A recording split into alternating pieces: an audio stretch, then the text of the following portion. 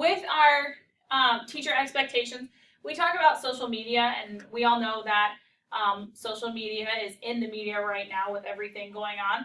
And so all MHED teachers are expected to use public, private, personal, and group social media platforms in a professional manner. Meaning we don't want you to go home and post about your day on your Facebook, that sort of thing, or about the school. And then we at MHED, we do not want you to discuss any of MHED districts, schools, teachers, or staff on any of the social media platforms. Okay? If you have any concerns, you talk to us. We don't want you to put it out there to the world because that will not go well for you. Most of the time, it's going to be grounds for termination. Personal social media accounts should be kept private and not available for students, teachers, and staff to view. Missouri passed a state law stating that you cannot, if you're an educator, that you cannot add a student or a previous student. Okay, so they're pretty cut and dry on that situation. That they don't believe that social media should be, and your social media account should be involved with students. And so MHED is going to respect those wishes also. And even if you're in Kansas, we're going to ask you to do the same thing. They should just be kept private. Okay. Discussing your personal accounts with students or promoting your personal business, website, social media platforms with students or staff is also unprofessional. Just don't add students. Don't talk about what's on your Facebook, that sort of thing. Just because that keeps all that, that covers your behind. Does that make sense? If not, it can be quite controversial. And so, friending or following students on social media websites is not permitted. Just don't do it. Kids are going to try to find you. If you have one, that's common. I've been an educator, and they'll find you and they'll see a picture or something. So that's another thing. Make sure that your profile picture and that sort of thing is not something provocative, controversial, those sort of things that can start an issue. Because then that comes back to us and we have to discuss that basically with you. So the one thing I'm going to show you a video over social media. It's just kind of a news broadcast that explains why it's so important for social media to be in our schools, but in a professional manner, basically. So I'm going to show you this video.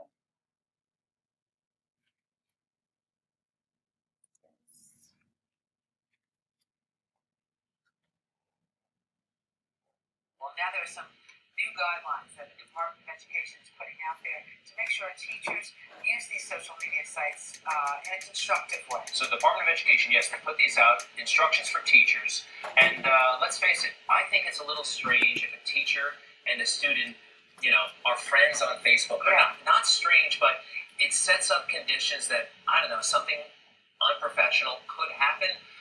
We brought in two experts. Lisa Fleischer, she covers education for the Wall Street Journal. She is all over this story. And Chris Desi, a social media expert. Welcome to the show. What did the Department of Education do yesterday, Lisa? So the Department of Education actually on Monday told principals, here are the guidelines for what teachers should and shouldn't do on any social media sites, Facebook, Twitter, Flickr, YouTube, anything like that. And they're trying to say, look, there's personal and there's professional. Don't friend your students on Facebook on your personal accounts. If you want to set up a separate one that's a professional account, where you don't post pictures of a bachelorette party, for example, that's a good idea. That's okay. You can use this and get permission from your principal. Show that there's a clear educational reason for you to use this. But they definitely don't want teachers going ahead and just sniffing around on students' Facebook pages, on their own. They don't want parents and teachers to be friends, that sort of thing. Chris, all right, you're a social media expert. Can this work? I think it could. I think it's interesting that they're actually putting forth parameters. So it means that they're aware of it.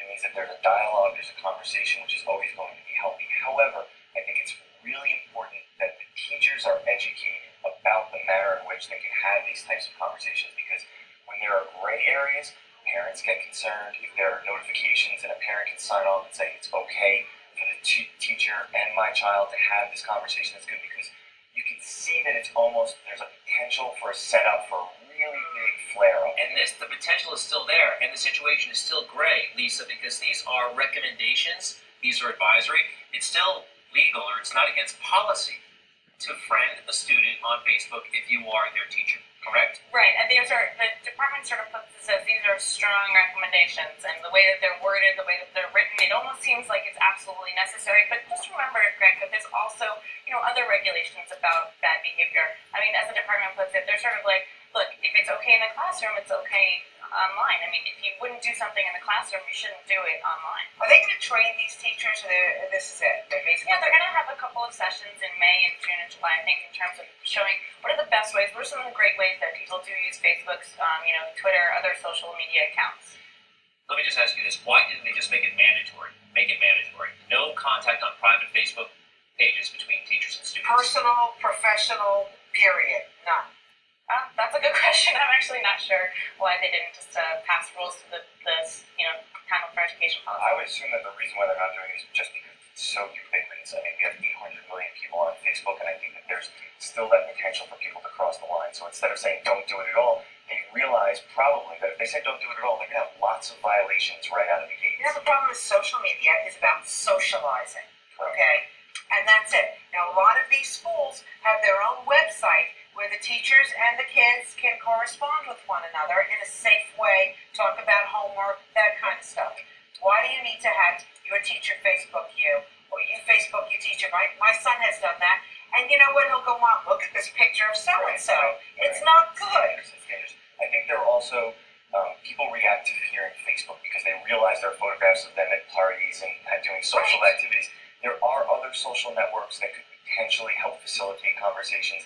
LinkedIn is a business environment, so there are different ways that they can facilitate the conversation that perhaps, maybe if people do get so concerned about Facebook, that might be the next iteration of what's happening. Lisa, how are these guidelines going down with teachers, with students? Are they shrugging their shoulders? Are they a joke? What's the reaction? Also, principals and teachers I've spoken with so far have sort of a mixed reaction. I mean, the most consensus is the Department of Education sort of trying to protect itself against any problems. They're covering themselves. Yeah, covering themselves a little bit. But there are teachers who I've talked to who said, this actually makes a lot of sense. I don't want to have students and parents and whatnot being on my personal Facebook page.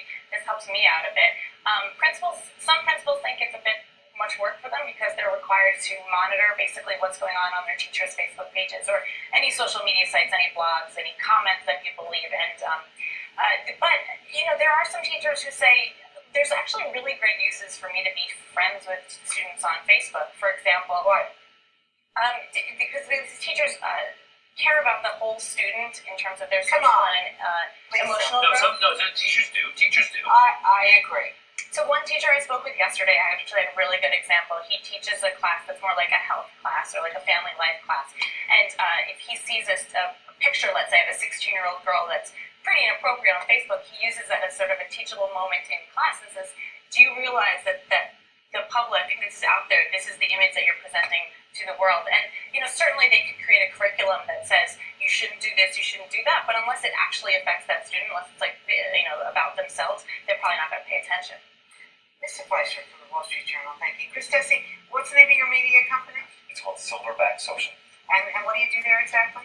Well, we actually work with large brands and how to engage in social media with individuals on how to have their appropriate social media presence and small businesses getting them started in social media. Are you the boss? I am the CEO. That's awesome. Do you monitor your people's Facebook pages and Twitter accounts? It's interesting. Yes, and I think it's sort of the way it's human nature now, right? Like we use it to, brands do it to peek behind the curtain about their consumer, to gather data, to learn about them a little bit more. It's just the nature of the world that we live in right now. Big Brother is watching.